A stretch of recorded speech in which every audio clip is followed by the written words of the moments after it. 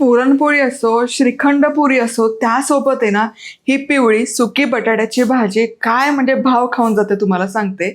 बरं, ही दिसायला अगदी साधी सोपी जरी असली ना तरी बटाटा कसा शिजवतो, कसा वाफवतो, त्याला फोडणी कशी घालतो, तशी त्याच्या चवीवर फरक पडत जातो. तर आपण आज 2 प्रकारे ही बटाट्याची भाजी करणार आहोत. एक कांदा लसूण विरहित आणि एक नॉर्मल पद्धतीने. नमस्कार, मी मधुराज रेसिपी फूडीमध्ये तुम्हा सर्वांचं खूप खूप खूप मनापासून स्वागत. होळी पौर्णिमा आहे, लगोलग गुढीपाडवा आहे, बेत तर होणारच ना बटाट्याच्या भाजीचा.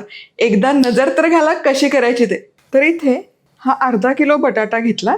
कुठलाही बटाटा तुम्ही भाजीसाठी वापरू शकता. आता हा खूप मोठा बटाटा आहे, हा एकसारखा शिजावा म्हणून असा मधोमध फोडी करून घेतल्या. बटाटा स्वच्छ धुवून घेतलेला. मसाले, चॉपिंग बोर्ड, सुरी सगळं आपलंच आहे. madhurasrecipeclub.com वर चेक करू शकता आणि खरेदी देखील करू शकता. तर बटाटा शिजवताना सगळ्यात पहिले आणि महत्त्वाचं, बटाटे खाली आणि ते बटाटे बुडतील इतकं त्यामध्ये पाणी घालून कधीच शिजवू नका बटाटे प्लीज. त्यामुळे एकतर त्यामध्ये पाणी खूप लपलपीत राहतं आणि बटाट्याची चव जी आहे ना ती सगळी त्या पाण्यामध्ये उतरून जाते. पचपचीत शिजलेला बटाटा खायला अजिबात छान नाही लागत. दुसरी गोष्ट, कटलेटमध्ये वगैरे वापरत असाल बाइंडिंग म्हणून, त्याला इतकं पाणी मुरलेलं असतं की ते असं मिश्रण एकदम सैल होतं. बटाटा वड्याचा वडा करायचा आहे, भाजीचा करायचा आहे. त्यामुळे हे बघा, कुकरच्या बेसला जाळी ठेवली आहे आणि अगदी अर्धा इंचच पाणी ठेवलेलं आहे. शिट्टी निघेल आणि बटाटे कोरडे नाही पडणार इतकंच पाणी घालायचं. पचपचीत पाणी अजिबात घालू नका, इतकं पाणी पुरेसं आहे. बटाटे फक्त त्याच्या बेसला लागेल आणि वाफ निघेल इतकं. आता झाकण लावायचं आणि मोठ्या आचेवर काढणार असाल तर 3-1 शिट्टींमध्ये छान शिजतो. मंद आचेवर ठेवणार असाल तर 10 ते 15 मिनिटात वाफेवरच तो छान शिजतो. चला, पहिले बिना कांदा लसूणची बटाट्याची भाजी कशी करायची ते बघूया. त्यासाठीचं साहित्य: बारीक चिरलेली कोथिंबीर, हळद, हिंग, 1 इंच आल्याचा तुकडा, अर्धा चमचा जिरं, अर्धा चमचा मोहरी, चवीपुरतं मीठ, 3 हिरव्या मिरच्या. सगळ्यात आधी वाटण करूयात. हिरवी मिरची आणि आलं हे मिक्सरला छान फिरवून घ्यायचं किंवा खलबत्त्यात ठेचलं तरी काहीच हरकत नाही. हे बघा असं. चला, तव्यामध्ये 2 चमचे तेल गरम केलं. आता फोडणी करतात. सगळ्यात आधी मोहरी छान तडतडली पाहिजे. मोहरी लगोलग फुटली की जिरं, हिंग आणि हे जे वाटण आपण तयार केलं आलं मिरचीचं हे घालूया. ठेच्यासोबतच कढीपत्ता. आता हे सगळं एकजीव करायचं. फोडणीचा इतका कमाल सुवास दरवळतो ना, आलं आणि मिरचीचं कॉम्बिनेशन भन्नाटं लागतं. 30 सेकंद फक्त तेलावर परतायचं. फोडणी आपली होतीये तोवर इथे बटाटे देखील वाफवलेत. वा, आता बघा हे किती सुंदर शिजलेत बघा. कुठलाच ओव्हरकुक नाही झालेला, अंडरकुकही नाही झालेला आणि परफेक्ट दिसतंय बघा. हे असं आहे ना, वाफवलेला बटाटा लगोलग कुकरमधून काढून लगोलग भाजीत सोडला ना की याची चव आणखी बहारदार लागते बघा. करून बघा नक्की एकदा. हे साल काढूयात गरम गरम असतानाच. चला, बटाट्याचं साल काढून झालं. आता फोडणीमध्ये आलं आणि मिरची पण छान परतून झाली बघा. करपवायची नाही आहे पण ती काळजी घ्या. तर यामध्ये हळद आणि फोडणीतच थोडी कोथिंबीर देखील घालते. वर्ण देखील घालूयात, पण या कोथिंबीरीचा, अशा घातलेला कोथिंबीरचा स्वाद खूप छान येतो या बटाट्याच्या भाजीत. आता हे असे गरम गरम वाफवलेले बटाटे भाजीमध्ये घातली की याची चव वेगळी येते. हे मी तुम्हाला लिहून देते. म्हणजे तुम्ही उकडलेले बटाटे थंड करून त्याची भाजी करता आणि असे कुकरमध्ये लगोलग वाफवून लगोलग ते सोडताना, वा. चला, आता हे या फोडणीमध्ये घालायचं. चवीपुरतं मीठ मिसळून घेऊ. आहे कांदा लसूण विरहित बटाट्याची भाजी, पण खूप कमाल लागते तुम्हाला सांगते.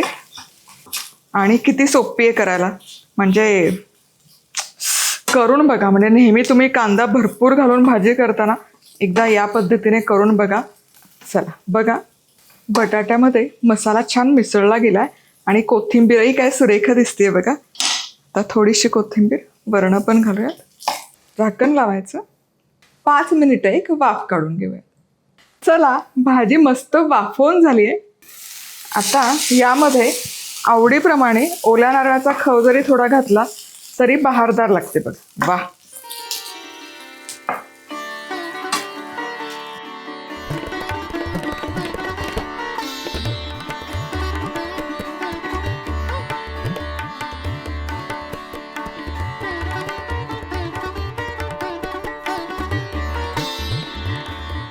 आता आपला हा पहिला प्रकार बिना कांदा लसणाचा तयार आहे. आता पुढची रेसिपी बघूयात. चला, आता नेहमीची बटाट्याची भाजी कशी करायची त्यासाठी काय काय साहित्य घेतलं ते बघूयात. एक मोठ्या आकाराचा कांदा बारीक चिरून घेतला, बारीक चिरलेली कोथिंबीर, कढीपत्ता, 3 हिरव्या मिरच्या, हळद, हिंग, जिरा अर्धा चमचा, मोहरी अर्धा चमचा आणि आलं लसूणचा ठेचा. यासोबतच चवीनुसार मीठ. चला, सगळ्यात आधी फोडणी खमंग बसली पाहिजे. 3 चमचे तेल गरम केलं. यामध्ये सगळ्यात आधी मोहरी छान तडतडली की जिरं, हिंग, हिरवी मिरची आहे ना अशी तळून घ्यायची जरा फोडणीमध्ये. कढीपत्ता. साबुदाणा खिचडी असो, पोहे असो, उपमा असो, जर अशी तेलामध्ये मिरची तळली की ती मिरची खाताना बाधत नाही, चवही छान लागते. आता बारीक चिरलेला कांदा पटकन शिजावा म्हणून थोडंसं मीठ आणि हे मिसळायचं आणि कांदा हलका मऊ होईपर्यंत परतून घेऊया. फोडणी खमंग बसली ना की पदार्थ रुचकर झालाच म्हणून समजा. आता हे बघा, कांदा हलकासा मऊ झाला. करपवायचा नाही या कांदा कधी बटाट्याच्या भाजीला. आता यामध्ये आलं लसूणचा हा ठेचा किंवा कूट आणि हळद मिसळूयात आणि एखाद मिनिटभर फक्त एकत्र परतायचं. हळदीचा रंग बघा किती बहारदार आलाय. वाह.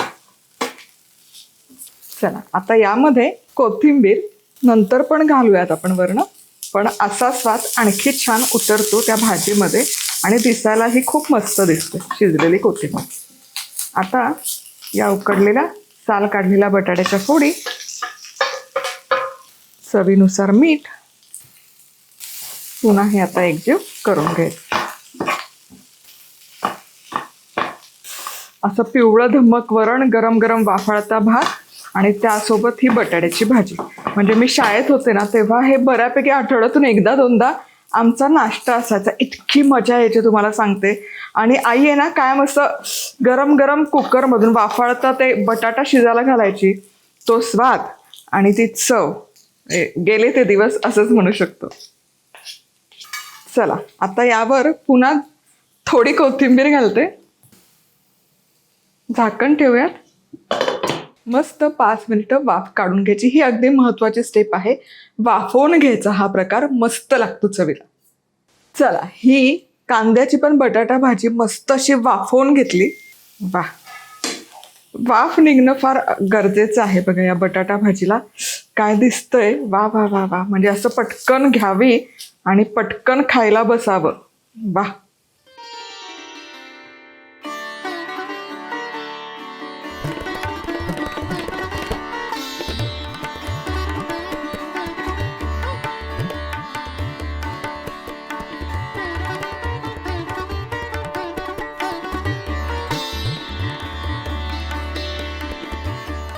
बरं, तुम्हाला बटाटा भाजी कशासोबत खायला आवडते कमेंट करून नक्की कळवा.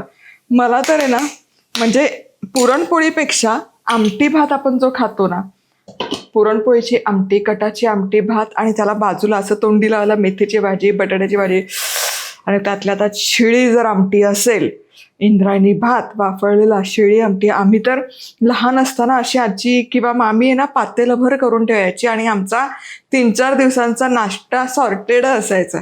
तुम्हाला कशी आवडते कमेंट करून कळवा. पुन्हा भेटूयात. तोवर मस्त राहा, खुश राहा, आनंदी राहा. सगळ्यात महत्वाचं खात राहा.